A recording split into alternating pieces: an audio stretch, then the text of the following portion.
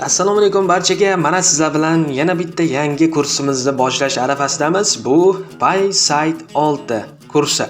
Demak, bu kursimiz davomida biz Qt kompaniyasi tomonidan ishlab chiqarilgan PySite 6 frameworkini, kutubxonasini o'rganar ekanmiz. Bu yordamida biz chiroyli GUI applicationlarimizni yaratishimiz mumkin bo'ladi. Hozir ko'rib turganingiz bu o'sha PySite 6 ni ishlab chiqqan Qt for Python sahifasi ekan. Bu yerda asosan PyQt haqida aytilgan. PySite 6 ekan, uzr. Ya'ni bu yerda hozir o'xshashlik borda, ya'ni PyQt va PySite 6 odatda yonma-yon tilga olinadi. Buning sababi ikkalasini ham mana shu Qt kompaniyasi ishlab chiqargan, ammo tarqatilishi jihatdan farq qiladi. PyQt 5 deganlarimiz bular pullik bo'ladi, ya'ni GPL litsenziyasi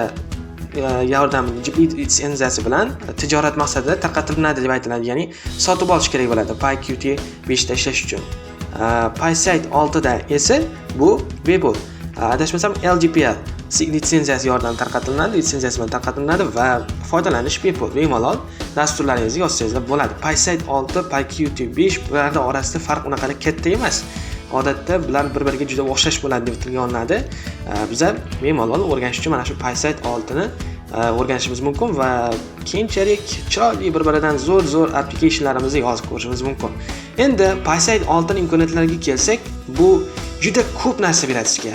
Bu shunchaki Tkinter yoki custom Tkinter kabi kutubxona emas bu. Bu unlardan ancha farq qiladi. Bu shunchaki GUI yaratmasdan, u sizga turli xil ma'lumotlar bilan ishlash, sun'iy integratsiya qilishda, dizaynlar chizishingizda, yana nimalarda, API'lar bilan ishlashda xolos juda ko'p imkoniyatlarni taqdim etadi. Hozir sizlar bilan kurs rejasini ko'ramiz. Bu yerda esa uni kodiga biroz namunalar keltirilgan. Mana bu yerda imkoniyatlaridan biroz kichik narsalar ko'rsatilgan ekan. Ko'rishingiz mumkin. Bu xolos uni bosh sahifasi, bosh sayti PySite 6 ni. Xo'p, endi biz nima qilamiz? Kursimizni rejasiga o'tamizda yaqinroq tanishamiz. Bu kursda nimalar ko'ra olasiz? Mana PySite 6 kurs rejasi. Demak, modullar bilan qisqacha tanishtirib o'taman. Mana bu nimalar borligini pauza qilib ko'rib olishingiz mumkin bo'ladi. Demak, PySite 6 asoslari ko'rib o'tishimiz mumkin ekan bu yerda.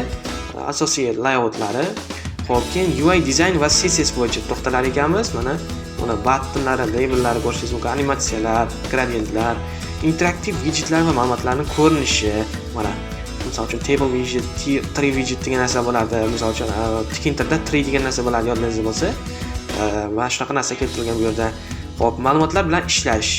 QSQL database orqali SQLite, MySQL bilan bog'lanishlarimiz mumkin ekan. Xullas, bu yerda ham ma'lumotlar bazasi bilan ishlash bo'yicha elementlarimiz keltirib o'tilgan. Xo'p, keyin internet bilan ishlash va API'lar. Q Network Access Manager yordamida HTTP so'rovlar yuborish. API'lar bilan ishlash, Telegram, OpenWizard, Google API'lar bilan ishlashni ko'rar ekanmiz. JSON va XML formatlarini o'qish va yozish. Xo'p, multi-threading va asinxron dasturlar. Orqa fonda ishlaydigan shunaqa dasturlarimiz bo'ladi ba'zida yoki uzoq davom etadigan dasturlarimiz bo'lishi mumkin. O'shalarda qanday qilishni ko'rib o'tamiz bular bilan. Xo'p, keyin driverlar va tizim resurslari bilan ishlash. Fayllarni yuklash va saqlash, shunga o'xshagan narsalar, vaqtinchalik xotiralarimiz nusxalagandagi CPU, RAM, monitoring, shunaqa narsalar ko'rib o'tarkanmiz bu modulimizda. Xo'p, keyin mahalliy va global hotkeylar. Mana bu klaviatura bilan bosgandagi tugmalar kombinatsiyalari, shular haqida ham to'xtalib o'tar ekanmiz. Xo'p, grafikalar va 2D chizish. O'zimiz uchun shunaqa nima deydi? Widgetlarimizni tayyorlashlarda, matn, rasmlar chizishlar, chizgilar bilan ishlash deydi. Turli xil narsalar ko'rib o'tishimiz mumkin ekan bu modulimizda ham. Xo'p, animatsiyalar va UI harakatlar.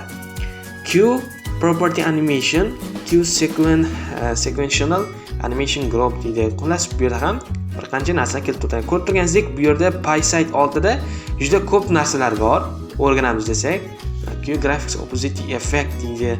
Q parallel animation group deydi. QML orqali yanada chiroyli UI'lar yaratish. Xo'p, auto update mexanizmi deydi. Ilovani yangilash mexanizmini qo'shish, kesh va vaqtinchalik fayllar bilan ishlash bilan. PySite 6 da. Oxirgisi bu menimcha sal murakkabroq bo'ladigan bo'limi AI va machine learning bilan integratsiya. PySite 6 OpenCV bilan real vaqtda yuzni aniqlash, o'sha yuzga aloqador yoki nimanidir tasvirlarga aloqador dasturlarni yozishni ko'rishimiz mumkin bu bilan. PySite 6 va TensorFlow bilan oddiy AI dasturlar yaratish hamda oxirida QML yordamida AI chatbot interfeysi. Xolos, bizni bu kursda juda ko'p narsa kutmoqda va bu kurs shunchaki nazariy emas, bunda amaliyotlar ham talaygina bo'ladi. Shu o'rinda eslatib o'tish kerak, bu Qt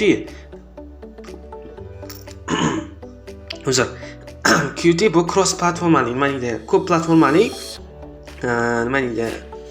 kutubxonalar hisoblanadi deb aytishadi. Ya'ni biz faqat Windows uchun dastur yozmaymiz, xohlasangizlar Linux uchun ham yozib ketishimiz mumkin. Bu yerda hozir Windows uchun yozayotganimiz ayrim Linux distributorlarda ham ishlashi mumkin. Xolos, biz birgina Windows uchun dastur yozishni o'rganayotganimiz yo'qligini eslatib o'tmoqchiman. Xohlasangizlar Linuxda ham bularni aksariyatini sinab ishlatib ko'rishimiz mumkin bo'ladi. Yana nimalar aytish kerak edi? Bu kurs kimlar uchun degan savol ham tug'ilishi mumkin. Bu kurs bizda Python asoslarini yaxshilab ichib olgan, suvdek qilib ichib olganlar uchun mo'ljallangan bo'ladi. Ya'ni siz o'sha funksiyalar, for, if else shunga o'xshagan narsalarni yaxshi bilishingiz kerak hamda OOP bo'yicha ham tushunchalaringiz bo'lishi talab qilinadi. OOP bo'limi bo'yicha ham. Demak, mana shu narsalarni bilsangiz, siz kurs uchun tayyorman desangiz ham bo'laveradi. Keyin bizda kurs davomida ishlashingiz uchun Pythonni 3.7 versiyasidan kattaroq bo'lgan versiyalardan foydalanishingizni tavsiya qilinadi. Iloji bo'lsa eng so'nggi versiyasini yuklab oling, sizdan nima ketdi. Yana kursimizda demak biz Visual Studio Code dasturidan foydalanamiz. O'sha dasturni ishlatishni tavsiya qilardik. Unda juda ko'p extensionlar borligi sababli va o'zimizga kerakli narsani o'rnatib olib, yengilroq muhitda ishlashimiz mumkinligi sababli Visual Studio Code dasturini tanlaganmiz. Yana qaysidir yengilroq notebooklar uchun ham Visual Studio Code dasturi optimal yechim bo'la oladi. Shuning uchun biz o'sha dasturni tanladik. Demak, bu kursimizga kirish videosi edi. Mana sizlarga qisqacha tanishtirib o'tdim. Demak, PySite 6 bizga mana shu dasturimiz uchun, mana shu kompyuterimiz uchun chiroyli Qt lovalarni yaratishga yordam berar ekan. Mana shunaqa chiroyli widgetli dasturlar, mana shu desktop applicationlarni yozishga yordam berar ekan. Demak, darslarimizda ko'rishguncha deb qolaman. Hozircha videomizni yakunlaymiz. Keyingi darslarda ko'rishguncha.